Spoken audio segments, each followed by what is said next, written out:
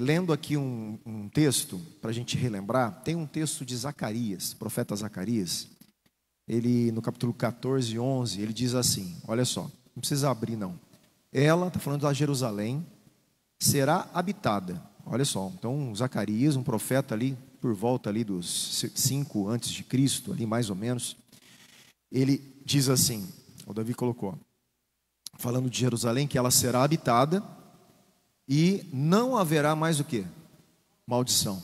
Olha só a profecia desse profeta, né? De centenas de anos ali antes de Cristo. E Jerusalém estará segura. Olha que interessante, nós estamos vendo a Nova Jerusalém como essa lugar de segurança, né? De paz e tal. E é exatamente que nós vamos voltar para Apocalipse e ver. Apocalipse 22, versículo 1 a 5. Então, o anjo me mostrou o rio da água da vida, brilhante como cristal, que sai do trono de Deus e do Cordeiro. No meio da praça da cidade, de um e de outro lado do rio, está a árvore da vida, que produz 12 frutos, dando o seu fruto de mês em mês. E as folhas da árvore são para a cura das nações. 3, olha lá. Nunca mais haverá o quê? Qualquer maldição. Olha Zacarias aí sendo cumprido, né? Na eternidade, depois de tudo ter acontecido. Nela, nessa cidade aí, estará o trono de Deus e do Cordeiro. E os seus servos o adorarão, contemplarão a sua face. Olha só, gente, contemplarão a sua face. O que a Bíblia diz? Ninguém jamais viu a Deus. Nós vamos ter na eternidade essa glória, esse privilégio, essa honra de contemplar a face de Deus, devido a tudo o que o Cordeiro fez por nós, devido ao estado que nós estaremos, de glorificação do corpo, de ressurreição, veremos a face, né, de Deus, e na sua testa terão gravado o nome dele. Então já não haverá noite, e não precisarão de luz de lamparina, nem luz do sol. Por quê? Porque o Senhor Deus brilhará sobre eles e reinarão para todo o sempre. Olha só, né, que belíssimo texto que a gente vem desencadeando aí desde o capítulo 21, né? Então, só destacando aqui então, gente, a palavra maldição aqui é óbvio que ela tem uma gama de significados, porque ela comporta todo tipo de maldição do próprio livro de Apocalipse. Se a gente for lembrar, não tem como fazer isso, mas todo tipo de maldição que vem da grande Babilônia, da prostituta, das maldições daqueles que seguiram a besta, quer dizer, toda maldição, mas nós também podemos entender toda maldição que veio como consequência por causa do pecado. Tá? E a grande maldição foi qual? Foi o exílio, foi Deus exilar o ser humano do jardim do Éden. Essa é a grande, né? Tanto é que quando Israel vai quebrando a aliança com Deus, Deus vai falando assim: ó, Israel, se arrependa, né? Volta pelo caminho. Se você não se arrepender, eu vou trazer tal castigo, lá em Levítico 26. Aí, se você não se arrepender, eu vou trazer tal castigo, tal castigo, tal castigo. Se você não se arrepender, tal castigo. O último castigo de Deus era mandá-los fora da terra. É o exílio. Foi o que aconteceu. Eles foram tão duros de coração com a disciplina de Deus, que Deus simplesmente mandou eles embora da cidade, né, da terra deles, do templo, deixou o templo destruído. Deus saiu, né, da cidade e falou: eu não fico mais nesse lugar, porque vocês quebraram a aliança. E aqui o que está acontecendo é justamente o inverso. Ele está quebrando todo tipo de maldição e já não haverá mais maldição. E há um retorno ao Éden ao ponto de vocês verem a face de Deus. É uma reconexão total daqueles que foram redimidos em Cristo, né? Pelo sangue do Cordeiro aqui, tá? Então, nós estamos chegando, né? Desde o 19, 21, gente, no auge de Apocalipse, coisa belíssima que o povo deveria falar e não fala, né? Fica besta, anticristo, da besta, gente, isso aí, né? Aquela coisa do meio, e nós temos que entender que Apocalipse foi escrito para a gente chegar no fim. e clamar: vem, Senhor, porque nós queremos isso aqui. A árvore da vida, a cidade, né, onde não haverá sol, porque o Senhor é a luz, a glória. Nós queremos isso aqui. Reinar para o todo sempre, onde não haverá morte, maldição, nada. É isso, o Apocalipse foi escrito para gerar em nós esse desejo, essa esperança. E não ficar preso lá na besta, né? Como a gente ficar em torno só do 666 e besta, e aquela coisa toda que o ser humano fica com essas coisas e com essas teorias da conspiração, aí o anticristo, agora o Papa de novo, e não sei o quê. E a gente não se preocupa com o que deve se preocupar, que é perseverar, pregar o Evangelho, fazer discípulos, ser fiel, profetizar as nações. É isso tudo que a gente viu que é o nosso papel em Apocalipse. Não é ficar descobrindo a besta, né? E a gente vê que as pessoas se perdem, né, nas questões secundárias. E nós não podemos nos perder, tá?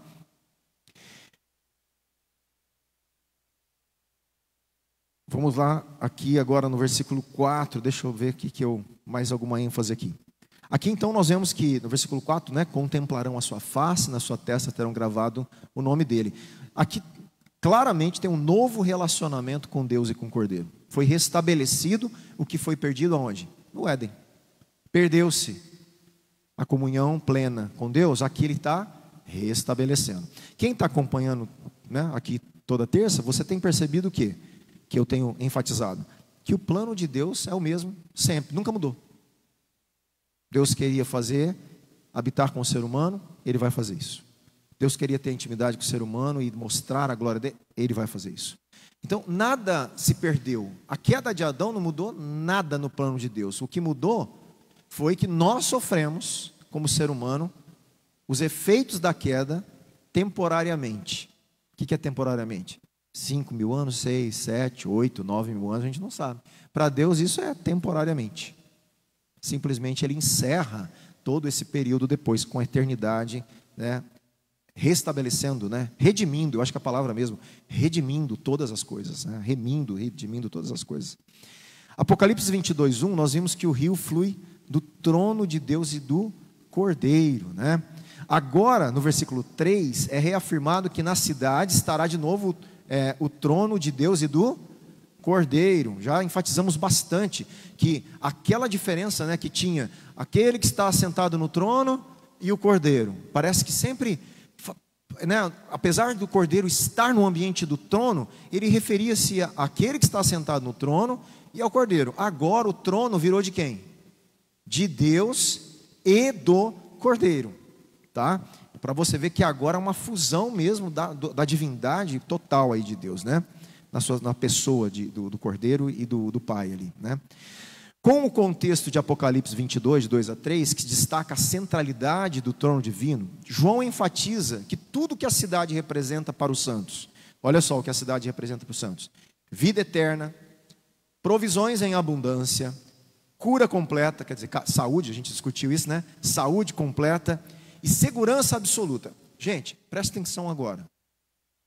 Tirando a vida eterna, ó, provisão em abundância, cura completa, segurança. Eu poderia colocar aqui moradia, porque Deus vem habitar e põe a gente para morar. Você percebe que essas quatro coisas que eu citei é o que o ser humano demanda dos políticos?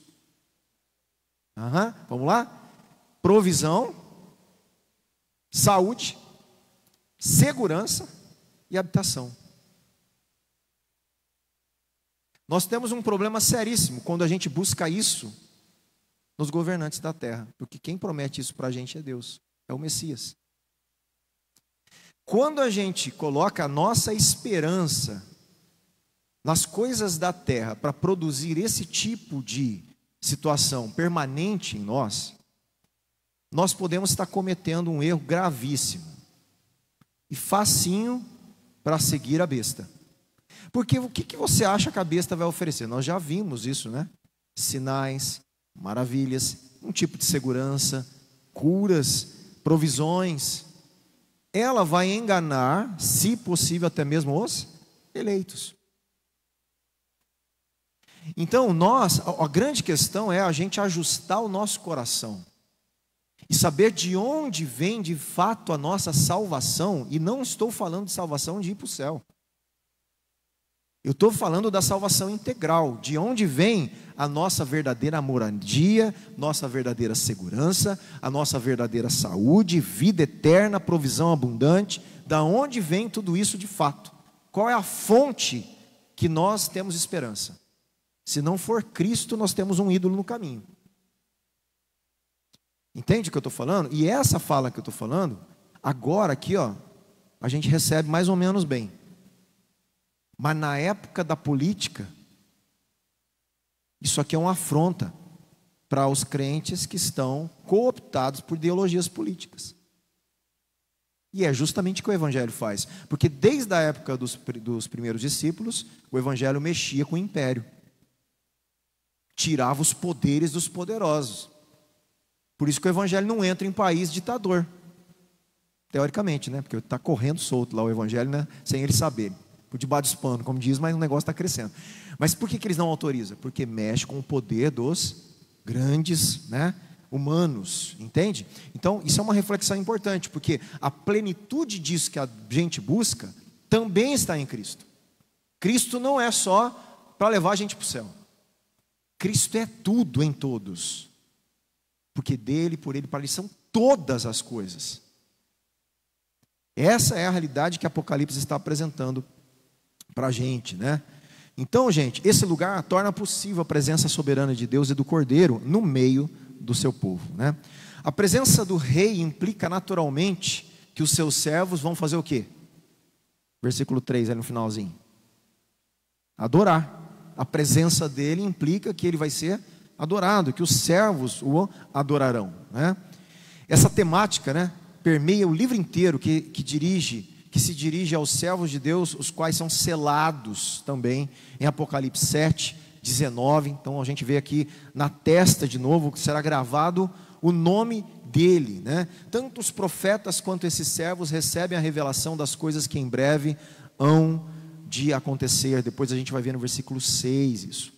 Há paralelos em Apocalipse 19, onde vós, todos os seus servos, são chamados a louvar o nosso Deus. Em Apocalipse 7, em que os santos vitoriosos adoram diante do trono de Deus de dia e de noite em seu santuário. Nesse contexto, o termo utilizado, que carrega o sentido duplo, de serviço e adoração, lembrando as conotações culturais presentes no Antigo Testamento acerca do serviço no tabernáculo e no templo, remete à ideia do serviço sacerdotal no templo celestial, agora representado pela Nova Jerusalém, o lugar santíssimo. O que eu quero dizer? Que lá no tabernáculo, o serviço que era prestado era o ato de adoração. Agora a Nova Jerusalém, ela não é o Santo dos Santos, a gente viu? Ela não é o templo. O próprio Deus e o Cordeiro e a cidade se tornou o templo, né? Esse lugar é um ato agora de serviço. E o serviço é a adoração. Os servos, aqueles que servirão, vão adorar a Deus, né? Então isso se torna também tudo aquilo que foi perdido, né? Que não se entendia, o trabalho que foi amaldiçoado, tudo aquilo que está lá atrás agora também é recuperado de uma forma sagrada, né?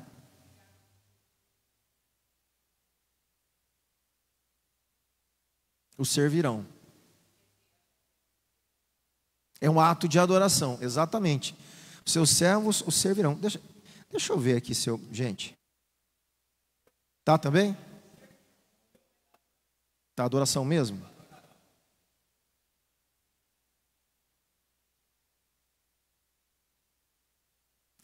Então, é tão interessante. Eu não tenho tempo para fazer isso agora, que não vou gastar tempo. Mas a palavra grega aqui, latreu sussim, olha só, ela pode significar, ela pode ser traduzida como servir ou adorar. Olha que interessante. Latreu, assim, vem justamente daquilo que a gente fala de latria. Idolatria. Latria é o ato de servir em adoração a Deus. Eu só posso latria a Deus. Tá? Latria é justamente isso, que é onde vem o verbo aqui que ele está conjugando. Latreu sou sim, que está no futuro. Eles vão servir e o adorarão, o servirão, ou o adorarão, tanto faz, para você ver como que a própria palavra ela carrega né, essa questão, essas duas possibilidades. É lógico que aqui o serviço tem a ver com adoração, é óbvio. O contexto todo é esse, né? Vão contemplar a face e o adorar, o servir, tanto faz. Você vê que interessante? Esses dias eu tive uma reunião com o pessoal da decoração, e eu tenho falado para os ministérios que fazem coisas na igreja, né? Fazem coisas assim, o pessoal da mídia que está tirando foto, né? O Davi lá está na mesa de som, o pessoal da decoração, decorando, ninguém vê, né? A decoração, a hora que você vê, está pronta. Ninguém viu eles trabalhando, vieram aqui à tarde, passaram o tempo. Ninguém vê. A hora só a gente vê só que está bonito. A gente não viu o trabalho que foi feito, né? Mas Deus está vendo. E essa é uma realidade bíblica. Aí eu falei, olha, trabalhe, façam como um ato de adoração. Produzam a arte, a beleza para Deus. Façam isso para Deus. Porque é o jeito de vocês adorarem, é o chamado, é o talento que Deus deu para vocês, que seja um ato de louvor, de adoração, de serviço a Deus. Essa consciência ela é extremamente importante. Para todo mundo, né, que trabalha de alguma forma, entende que há um ato de serviço, de adoração a Deus, né?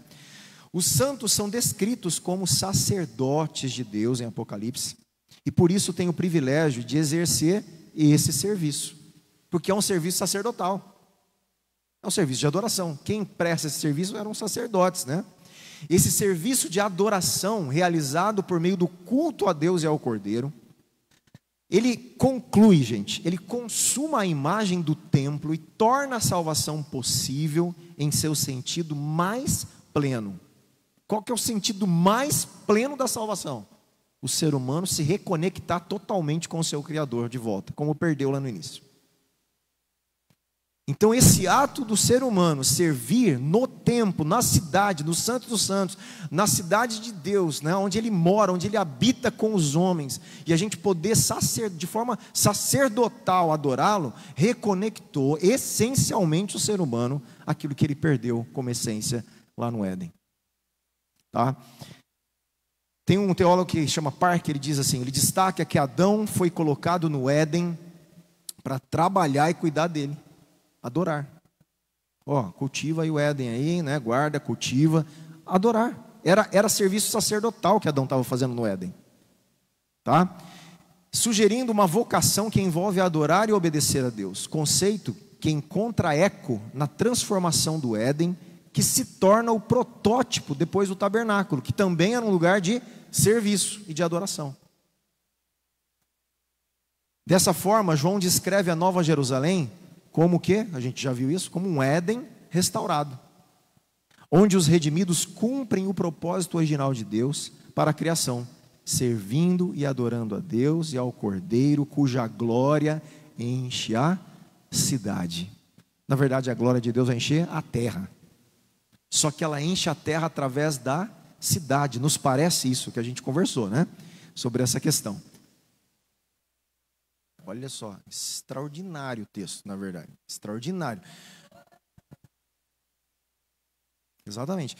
Olha só que extraordinário, nem a arca será necessária. Você vê que aqui também, né? Você vê ali que tudo foi substituído pelo próprio Deus, ele é o santuário, ele é o santo dos santos. Tudo aquilo era sombra, que apontava para a realidade. Então, por isso que eu falo, gente, o verdadeiro templo está aqui.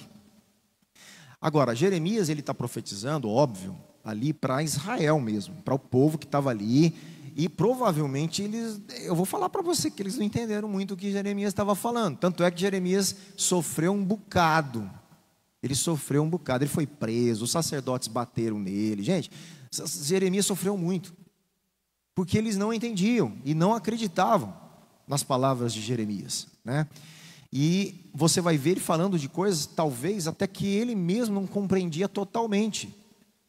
E aí, a hora que os judeus leem isso, eles não conseguem captar tudo. Por quê? Porque depende desse tipo de aliança modificada. Você vê, fala, eu vou mudar, vou colocar algo, vocês não vão desobedecer mais. Mas como? Só se Deus mudar, fizer a natureza do ser humano de novo. Que é o que está acontecendo. Né? Então, realmente, é um texto bem significativo aí, porque ele está sendo cumprido com a totalidade justamente aqui, nesse ato aqui que a gente está lendo, tá? Gente, o selo na testa, também não vou me deter, a gente já viu que a besta também faz isso, né? Você lembra que o selo, ele significa proteção, propriedade, né? Posição legal, quer dizer, pertencimento. Então, Deus está falando aqui que vai gravar algo na testa, né, dos seus, o nome dele na testa. Quer dizer, nós somos propriedade, literalmente agora, eterna e exclusiva dele. Tá? Pertencemos exclusivamente e eternamente a ele. Está gravado agora. Tá? Então, sempre o selo, ele tem esse significado. Tá? Tanto ao selo da besta, como o selo de Deus lá que a gente viu lá atrás, e agora um outro tipo de gravar, né? De gravar na testa aí o nome, né? Um novo nome. E aqui também se cumpre o que diz João, gente, que nós agora seremos semelhantes a Ele, pois o veremos como Ele é. João diz isso, que um dia nós seríamos semelhantes a Ele, porque aí nós o veríamos como Ele é. Aqui nós nos tornamos semelhantes a Ele, do jeito que foi prometido, porque o vemos face a face. Não há mais filtro, né? Ele se revela na maior plenitude possível aos seres humanos resgatados, redimidos, glorificados, eternos, santificados. Está aqui.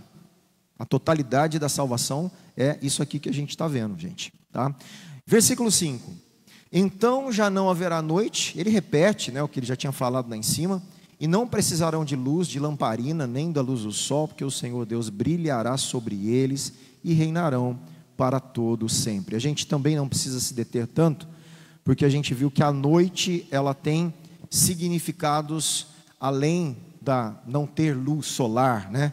A noite ela simbolizava o tempo do quê? De insegurança, de promiscuidade, de escuridão, de coisas erradas. Quer dizer, ande na luz, não ande, né?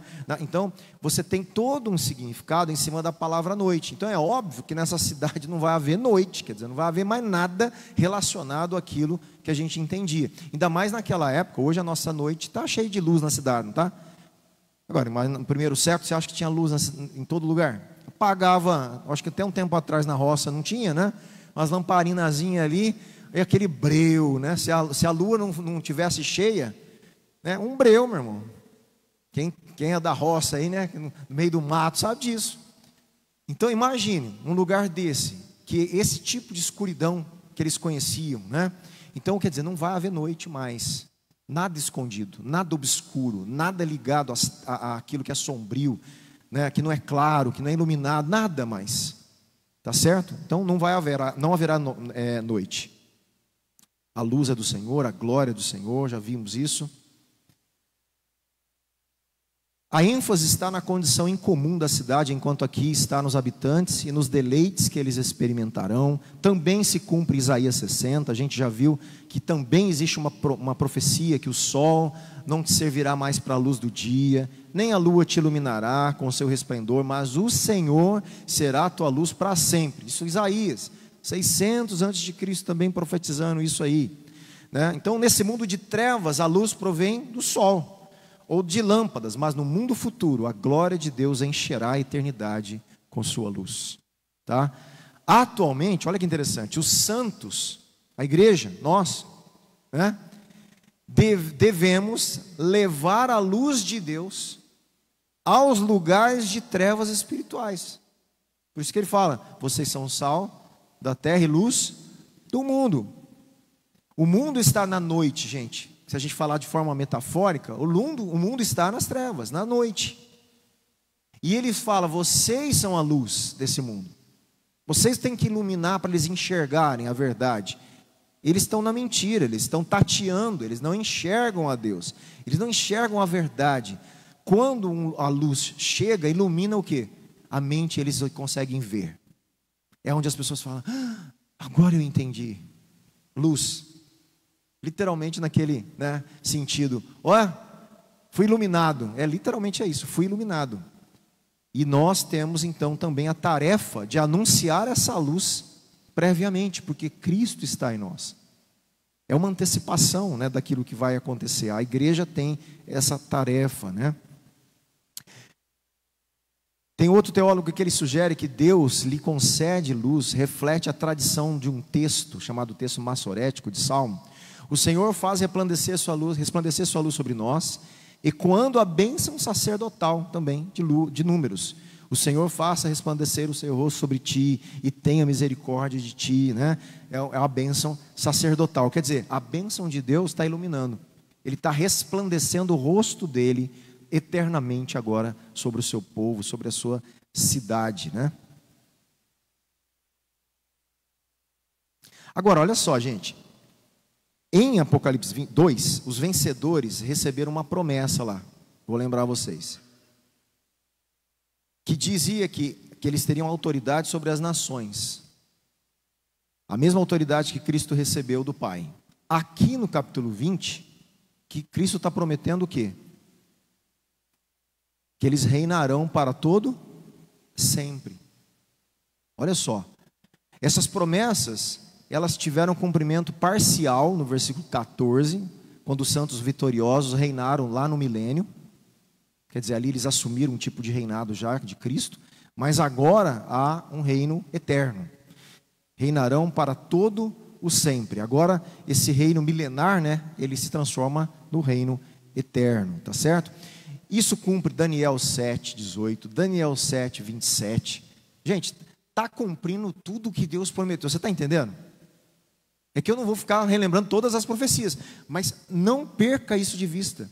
Deus está cumprindo tudo que Ele prometeu. Tudo está sendo consumado de fato no novo céu e na nova terra. Tudo. Não nada vai ficar para trás daquilo que Ele falou. Tá? Qual que é a diferença? Ele cumpre do jeito dele. Não é do nosso. Não é do jeito que os judeus estão achando lá. Ainda. Não é do jeito que eles estão achando. Você está vendo que ele está cumprindo num novo céu, numa nova terra, numa nova Jerusalém, povos eleitos, redimidos pelo sangue do Cordeiro. Você está entendendo? A realidade é uma realidade eterna. Tá? Mas tudo está sendo cumprido.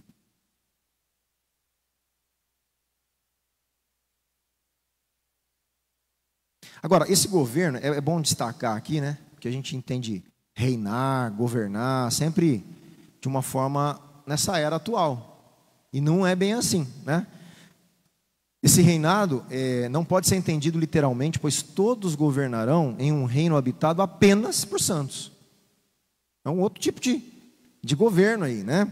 As escrituras não indicam que reinaremos sobre os seres celestiais, ao contrário, somos conservos deles, Apocalipse 19:22. Assim, esse texto provavelmente significa que participaremos do governo de Cristo sobre o reino eterno e talvez exerceremos soberania sobre a nova criação, sobre a nova terra, de modo semelhante ao que Adão fazia. Mas não está restaurando tudo? Adão não era o rei, o regente do Éden? Ele não deveria governar a terra, não deveria estender o jardim, se multiplicar e governar a criação de Deus? Nós temos um novo céu, uma nova terra, povos redimidos que reinarão. Provavelmente exerceremos algum tipo de ação também que reina sobre a terra, a nova terra, gente. Olha para você ver que interessante, faz muito sentido se a gente ler, né, dessa forma corrida. Adão recebeu também a ordem de dominar sobre todo ser vivente que se move sobre a terra. Ele está construindo um novo céu e nova terra. Ele não dá detalhes. E nessa nova terra? Terão outros seres viventes? Nós não sabemos. Se a gente entende que parte daquilo que está acontecendo ele está reconstruindo de uma forma eterna e melhorada, pode ser. A gente não sabe. Fica uma incógnita, né? Mas é interessante. Pode ser que aconteça isso e a gente vai ver lá quando chegar lá. A gente vai tirar um monte de dúvida, né, quando chegar lá. E aqui, para resumir, então, esse bloco do 1 ao 5, gente, deixa eu ler aqui para a gente fechar. A Nova Jerusalém não será apenas o último lugar santíssimo, mas será também o Éden final. Isso a gente já entendeu. Ela não será apenas restaurada, mas transformada, expandindo e intensificando tudo que o jardim original poderia ter sido. Olha a expansão. Por que a expansão? Porque o jardim está junto com uma cidade. A gente também já conversou isso. Não veio só um jardim.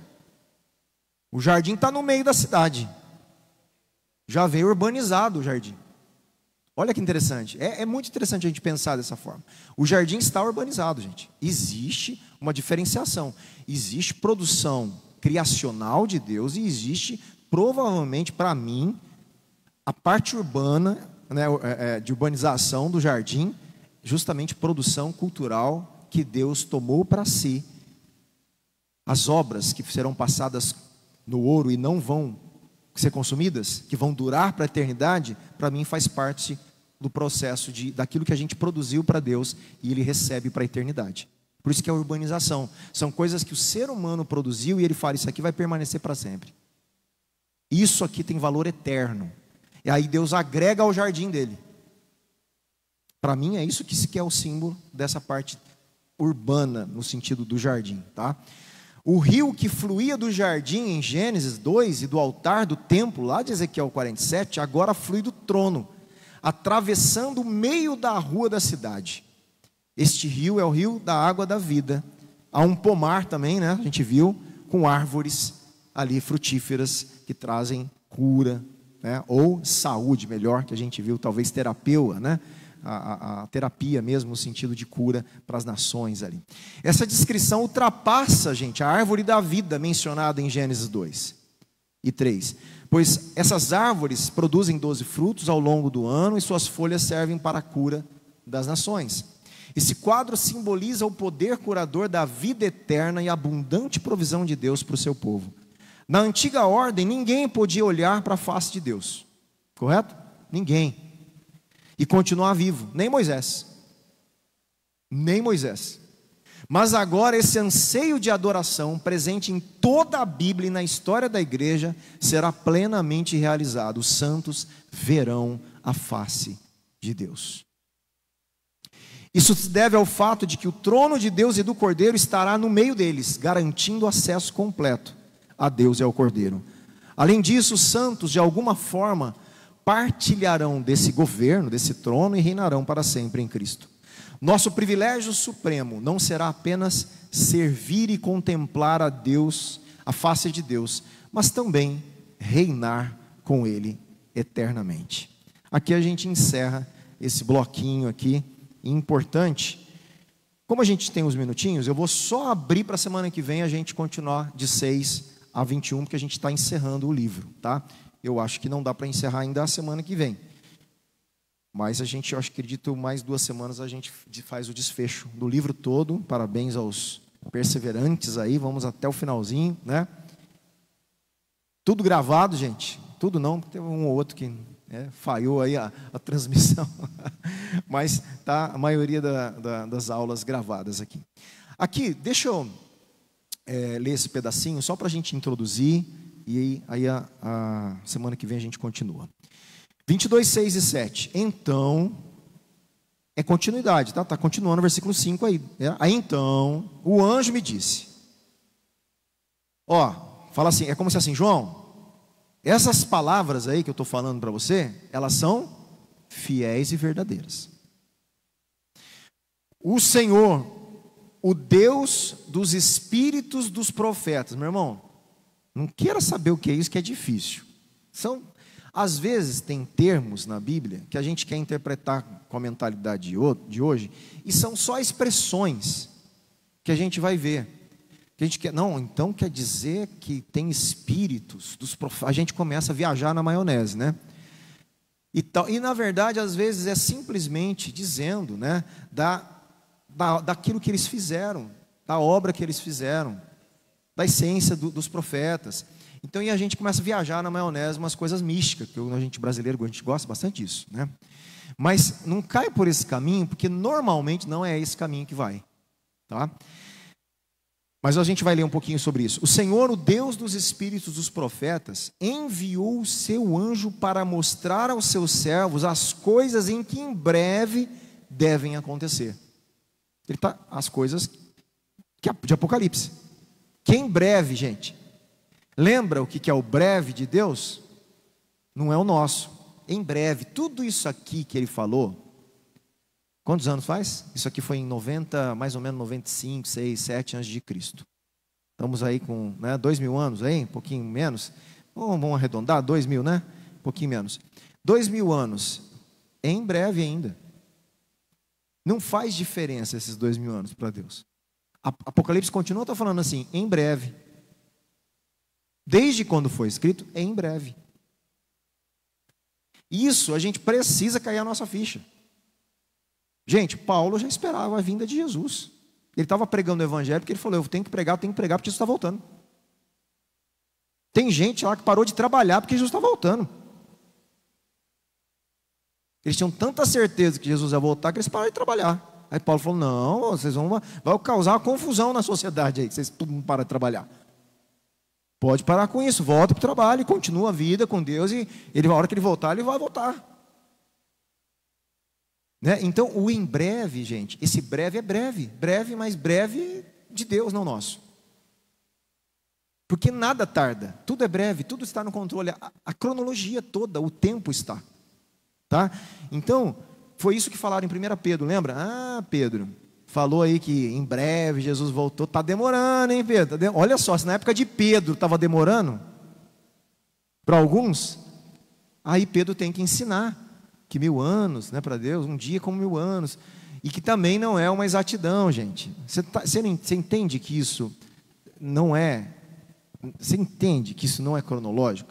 Porque tem gente que tem, os cristãos vêm conversar e falam assim, não é, pastor, que um dia é 1.000 anos para Deus? Não é, não é.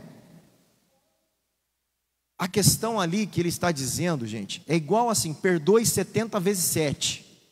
Ele não está falando para você fazer a multiplicação e falar quanto tem que perdoar. Pelo amor de Deus, nós já entendemos que a Bíblia usa metáforas. 70 vezes 7, lembra que o 7 significa? Imagine 70 vezes 7. Perdoe plenamente, completamente, sempre, continuamente. É isso que 70 vezes 7 significa, não é multiplicação matemática. E assim acontece com um dia, 1.000 anos. Um dia, 1.000 anos. Aí, então eles começam a contar. 1.000 anos, não sei da quanto, já deu um dia, hein? Já deu um dia. Aí mais 1.000 anos, deu 2 dias. Meu irmão, não funciona assim. O que ele está dizendo, que a contagem de tempo para Deus, o tempo cronológico é tão insignificante. Na verdade, se a gente for falar de forma correta, nem existe dia para Deus. Não existe tempo.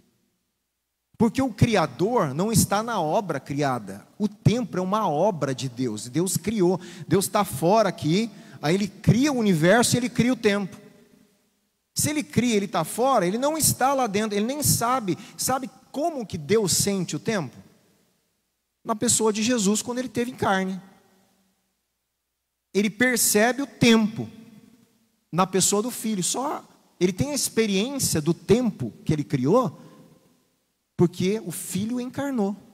Ele entrou no tempo, Ele entrou no espaço, Ele entrou naquilo que Ele criou. É como se Ele tivesse entrado, um artista entrasse dentro do quadro que Ele criou e fizesse parte da obra.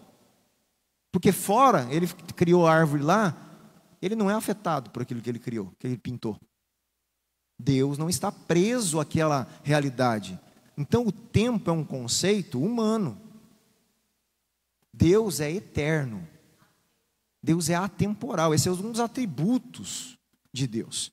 Então, quando Pedro fala isso, é uma questão retórica, gente. É uma questão de mostrar que não há... Ele está querendo provar ali que não tem demora, porque para Deus não passou nada. Ou já para Ele tanto faz. Porque se Ele está na eternidade, Ele vê tudo, né? Dessa perspectiva da eternidade. Então, a questão que nós estamos falando é que é em breve. Ele está falando na linguagem humana, é em breve. E é em breve mesmo. Então entenda que é breve. Agora, breve é 2.000 anos, 3, 4, 10, a gente não sabe. Por isso que para ele não faz muito sentido essas contas nossas cronológicas. Né? Então, versículo 7. Eis que venho sem demora. Mas está demorando, hein, Jesus? Alguns falam, 2.000 anos já, hein? Está demorando esse negócio. Entende como que o tempo não faz sentido? Eu venho sem demora. Bem-aventurado aquele que guarda as palavras da profecia desse livro. Então nós estudamos o livro inteiro. Guarda a palavra da profecia desse livro. Guarda no seu coração. Persevera até o fim. Seja fiel a Deus, como Ele está ensinando aí, né? E é isso que a gente tem que se importar, né? Aqui, gente, acho que eu vou deixar, deixa eu ver aqui. Deixa eu dividir aqui para a semana que vem e encerrar aqui para vocês.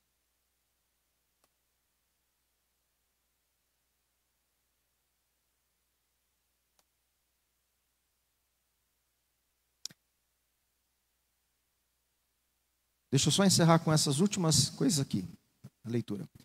Nós temos então dois temas principais aqui. Veracidade da profecia, quer dizer, essas palavras são fiéis e verdadeiras, tá? E a iminência, essa é uma palavra da brevidade, do retorno, iminente. Já viu falar? Ó, a volta de Jesus está iminente, é iminente, quer dizer, é próximo, tá? Então, a iminência do retorno de Cristo. São dois temas principais aqui nesses dois versículos, tá? A autenticidade, a veracidade da profecia e a iminência do retorno de Cristo. Tem uma estrutura que foi planejada para refletir os temas centrais do livro, nesse final do livro. Nós vamos ver também isso aí semana que vem melhor. Existe a revelação divina por meio de Deus e de Cristo, e a iminência do fim e a necessidade da perseverança dos fiéis. O livro inteiro. O livro inteiro nós vimos. Sejam fiéis, sejam fiéis, sejam fiéis.